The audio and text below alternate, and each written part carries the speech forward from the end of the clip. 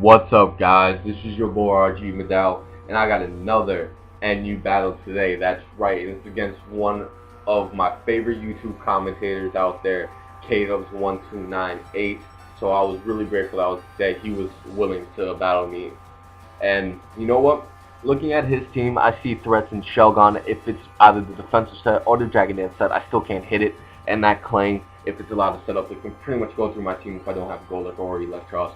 So why don't we get this battle started? I'm going to lead off with Lightbird. My opponent's going to lead off with Armaldo. And I kind of figured the Stealth Fox is going to be set up, obviously. And y'all already know what's going to happen.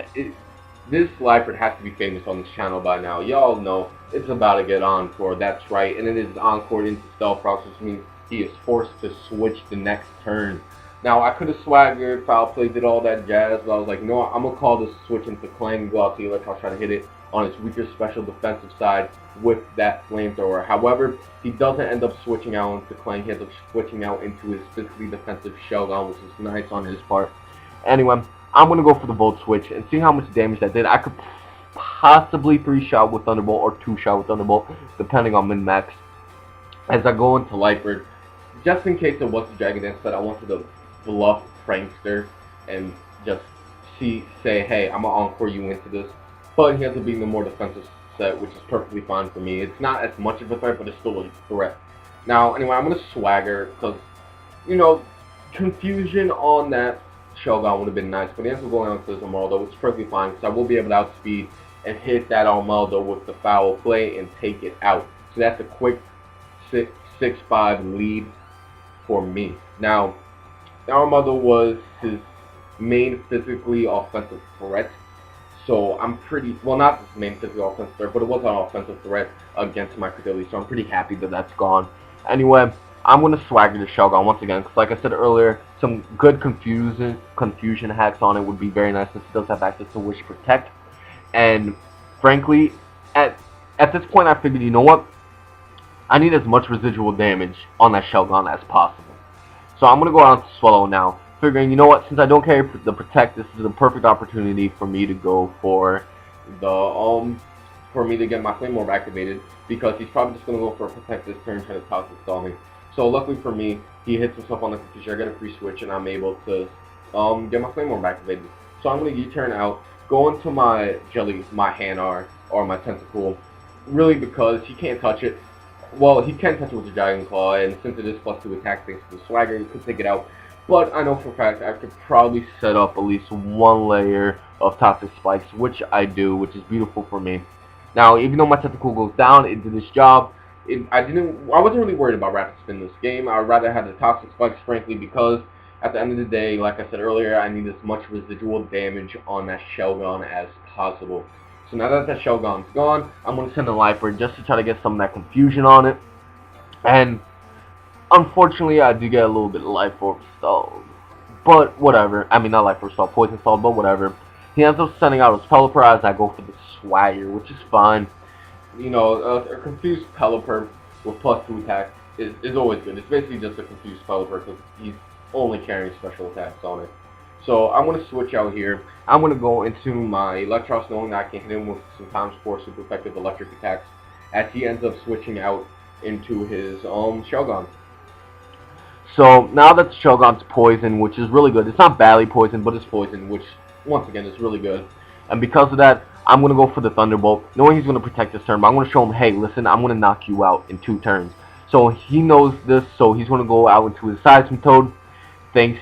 And because I knew the Seismitoad switching was coming, I go straight onto my Credilli, knowing I can hit it with sometimes for super effective Energy Ball.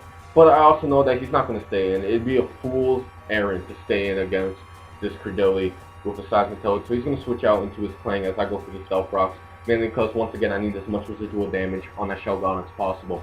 Now that the Clang is in, I'm afraid that's going to go for the Substitute and then the Shift Gear, try to set up. As he does go for the Substitute. But I misclick and go for Stealth Rocks, which hurt me a little bit, because I really just want to go for the Earth Power, really just to show him, hey, listen, I'm not going to allow you to set up.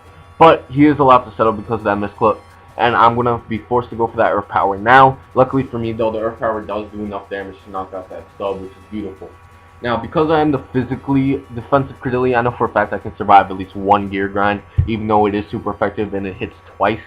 But because, once again, I am the physical defensive Credillia, I live with 74 HP, and I'm able to hit it with the Earth Power, which is beautiful, because just like the Shell Gun, I need as much damage as I can on this Clang as possible. That way, in case the Electros goes down to whatever move he wants to do, then I can send in Golurk, and hopefully an Earthquake can take this eviolated natural defense of Clang. Even though the Clang probably is more offensive than defensive, it still has pretty natural defense because it's species.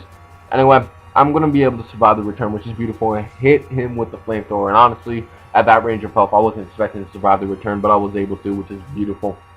And since I am Spec, he's going to stare and go into his Seismitoad, so I'm going to switch out into my Lightbird and as Death Fodder, really, as he goes for the rain dance, which really sucks.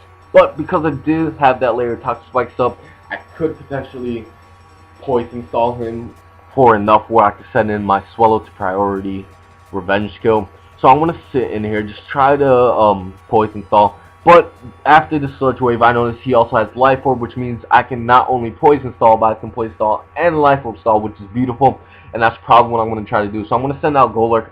And really, I know the Hydro Pump's going to come, but I expected it to hit and go down. So I went straight for the Rock Polish except for the Shadow Punch.